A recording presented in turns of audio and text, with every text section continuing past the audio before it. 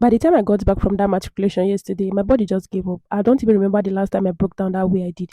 It was like everything finally caught up with me at once. I had to force myself to eat, take my medication, and just lie down because there was no strength left in me at all. I couldn't edit, I couldn't film, I just disappeared for the rest of the evening. But let me tell you what happened immediately we got home. My mom had already picked the vegetables and water leaves so we could cook the moment we got back. And even though I wasn't strong enough to cook, I knew I couldn't leave everything for my sister. We were all exhausted, and leaving one person to handle that whole pot of work, no, nah, it go there somehow. So I gathered myself, wore my long trousers first because the mosquito in this house have shift, like they're doing duty morning and evening. They wouldn't even feel. So I have to like cover myself because I'm already falling sick. First task was washing the vegetables. If you know, you know. One wash is never enough. I washed it like multiple times because I didn't want any surprise and sand inside. Then I started slicing. And here's where my wahala always shows. My younger ones, they slice vegetable way tinier than me. Their own is always tiny, tiny and perfect. My own big and bold, like vegetable that wants to be noticed. I don't know how they do it though.